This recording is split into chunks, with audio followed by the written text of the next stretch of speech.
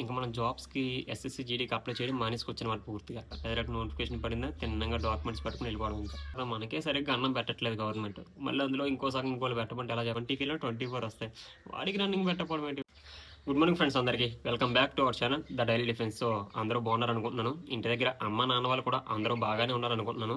So ఇదే మన ఛానల్‌కి ఫస్ట్ టైం రావడం అయితే తప్పకుండా అయితే మన ఛానల్ సబ్స్క్రైబ్ చేయండి. అలాగే ఈ వీడియో మొత్తం చూసిన తర్వాత ఓకే మనకి ఇన్ఫర్మేషన్ నచ్చింది, యూజ్‌ఫుల్ అనిపిస్తే గనుక మీ ఫ్రెండ్స్‌తో కూడా షేర్ చేయండి. ఎందుకంటే యూజ్ అనిపిస్తే మనమే కాదు మన ఫ్రెండ్స్ కూడా చూడడం వల్ల తప్పేమీ లేదనమాట. సో ఈవేళ మన టాపిక్ ఏంటంటే ఈ పాటికి మీరు అందరూ వినే ఉంటారు, చూసే ఉంటారనమాట. యాక్చువల్లీ నోటీస్ అయితే నిన్న సాయంత్రమే సైనిక డిఫెన్స్ అని చెప్పి ఎవరో ఒక డిఫెన్స్ అకాడమీ రిలీజ్ చేసింది టెలిగ్రామ్ ఛానల్‌లో.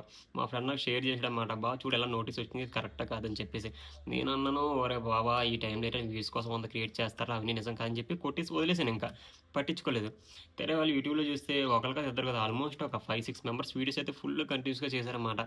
ఏంటి ఎంతమంది చేస్తున్నారు ఒక ఫేక్ న్యూస్ కోసం అనుకోని నేనేంటి యూట్యూబ్ అది మన అఫీషియల్ వెబ్సైట్‌లో కూడా చెక్ చేశాను. చెక్ చేస్తే ఇంకేముంది ఆటోమేటిక్‌గా అక్కడ యాడ్ కూడా రిలీజ్ చేశారనమాట. సో దీనిపై నా అభిప్రాయం ఏంటంటే ఇంక మనం జాబ్స్‌కి ఎస్ఎస్‌సి, జీడీకి అప్లై చేయడం మానేసుకొచ్చానమాట పూర్తిగా. ఎందుకంటారా? 50% రిజర్వేషన్ వాళ్ళకే ఇచ్చేస్తే ఇంకా ఉన్న 50% రిజర్వేషన్ మనకి. అంటే చూడండి తీసినయే 10,000, 20,000, 30,000 పోస్టులు తీస్తున్నారు. అందులో మనకి అప్లికేషన్‌లు వచ్చేసి ఎంత వస్తున్నాయి 40, 50 లక్షల అప్లికేషన్‌లు. ఏంది ఏటెండ్ అనో అందరి విషయం తర్వాత. పోస్టులు తీసేది తక్కువ. ఎంత 20,000, 30,000, 40,000 దీనికి అప్లికేషన్‌లు వచ్చేసి ఎంత 40 లక్షలు, 50 లక్షలు, 60 లక్షల అప్లికేషన్ అనమాట. ఇందులోని మనలో మనమే కొట్టుకు సత్తుంటే దానితో మళ్ళీ వీళ్ళకి 50% రిజర్వేషన్ ఇచ్చేస్తే ఇంక మనకేం సరిపోతాయి ఆ పోస్టులు చెప్పండి. So okay. ఏదోలాగా ఇందులో నెట్టుకొద్దాం అనుకుంటే మళ్ళీ నెక్స్ట్ నుంచి ఏంటి సెక్షనల్ టైమింగ్. ఇన్నాళ్ళేంటి మనం జీకే, జీఎస్ ఒక 5, 10 నిమిషాల్లో చేసేసి, ఒక రీజనింగ్ ఒక 15 నిమిషాల్లో ఫినిష్ చేసి, ఉన్న 30 మినిట్స్ మనం మ్యాథ్స్‌కి ఇచ్చుకునేవాళ్ళం. ఓకే. ఏదోలాగా అలా నెట్టుకొచ్చేవాళ్ళం మాట. ఇప్పుడు అలా కాదు. ఈచ్ సెక్షన్‌కి వచ్చేసి 15 నిమిషాలు.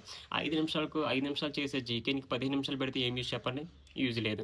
మనకు మ్యాథ్స్ ఆల్మోస్ట్ ఒక 20, 30 మినిట్స్ ఈజీగా కావాలి. దాన్ని 15 నిమిషాలు పెడితే ఏం యూజ్ చెప్పండి? యూజ్ లేదనమాట.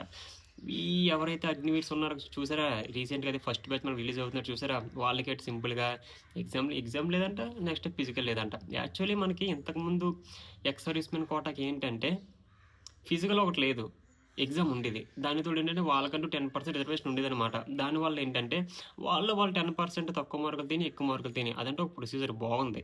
ఈళ్ళకైతే ఎగ్జామ్ లేకుండా, నెక్స్ట్ ఫిజికల్ లేకుండా డైరెక్ట్ డాక్యుమెంటేషన్, మెడికలా అది ఎంతవరకు కరెక్ట్ చెప్పండి? మినిమమ్ ఒక ఎగ్జామ్ కూడా రాయకుండా అంతలా ఇచ్చేసంత గొప్ప అయితే నేను అనుకోవట్లేదనమాట. ఎందుకంటారా? ఎందుకంటే వాళ్ళు కూడా అందరూ 17 ఏజ్‌లో ఎళ్ళిన వాళ్ళే. ఇప్పుడు వాళ్ళు కూడా పికప్ అందుకుంటారు ఒకవేళ చదివితే గనక. సో, అలాంటిదేం చదవకుండా డైరెక్ట్ ఎగ్జామ్ రాయకుండా, డైరెక్ట్ ఇంకేటి రన్నింగ్ అది ఎయకుండా డైరెక్ట్ జాబ్‌లు ఇచ్చేయడం ఏంటి? అందులో పోనీ ఇచ్చుకున్న 10% రిజర్వేషన్‌లు ఇచ్చుకోవచ్చు కదా! ఈ 50% రిజర్వేషన్ వాళ్ళకే ఇచ్చేస్తే 29 స్టేట్స్ ఈ 50% రిజర్వేషన్‌ని ఎలా పంచుకుంటారో చెప్పండి? ఏంటి సెంట్రల్ ఎందుకిలా చేస్తుందో నాకు అర్థం లేదు. నాకు దీనికి కూడా ధర్నాలే జరగవచ్చు అనుకున్నాను. ఎందుకంటే తక్కువ మందా 40, 50 లక్షల మంది జాబ్ లేకుండా నానా కష్టాలు పడిపోయి మనం అకాడమీల్లో తిండ్లి తిప్పలు లేకుండా ఇష్టం వచ్చినట్టు ఎలా పడితే అలాగా రన్నింగ్‌లు పిచ్చి కుక్కలా పరిగెట్టుకుంటూ ఇయన్నీ చేస్తే 50% రిజర్వేషన్ ఎక్కడ సరిపోద్ది చెప్పండి? ఇంకా నయం మనకి ఈ నోటిఫికేషన్ పెట్టియలేదు. ఇంకా మనకు రన్నింగ్ ప్రాక్టీస్ చేస్తున్నారు. ఆళ్ళకి రన్నింగ్‌లే లేవు కదా! ఓహో! డైరెక్ట్ మీరు దూరిపోండి అంటే ఇంకా చచ్చిపోదనమాట. ఉన్న 25,000 పోస్టులు అందులో ఇంకెన్ని పోతాయి?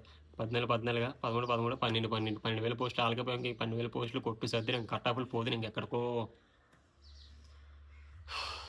ఏంటో ఇంకిలా అయితే ఆ!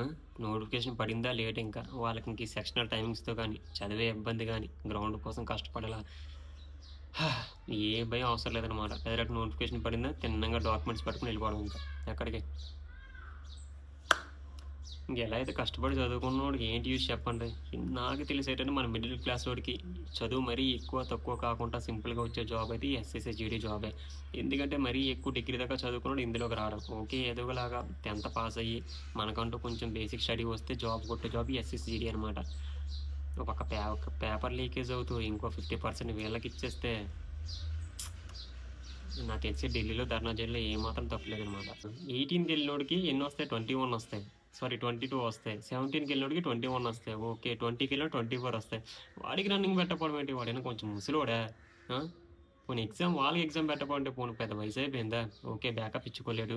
ఒక 25, 26 దాటిపోయి అబ్బో! ఇంతకాలం సర్వీస్ చేసాడు, డ్యూటీ చేసాడు అనుకోడానికి వాళ్ళు బ్యాకప్ అందుకుంటారు కదా! ఎందుకంటే మనం ఎంతో కష్టపడి రన్నింగ్‌లో యేసుకుంటాం. కష్టపడి అకాడమీలకెళ్ళి చదువుకుంటాం. డబ్బులు కట్టి ఆ పని, ఈ పని జేసి, ఇన్ని చేసి పోనీ ఇన్ని చేసిన తర్వాత మనకే సరిగ్గా అన్నం పెట్టట్లేదు గవర్నమెంట్. మళ్ళీ అందులో ఇంకో సగం ఇంకోళ్ళు పెట్టమంటే ఎలా చెప్పండి? పోనీ వాళ్ళు కూడా సెపరేట్‌గా తీసుకోండి రిజర్వేషన్. తక్కువ పెట్టండి. 10% పెట్టండి. కనీసం వాళ్ళకి కాంపిటీషన్ ఉండాలి గదా!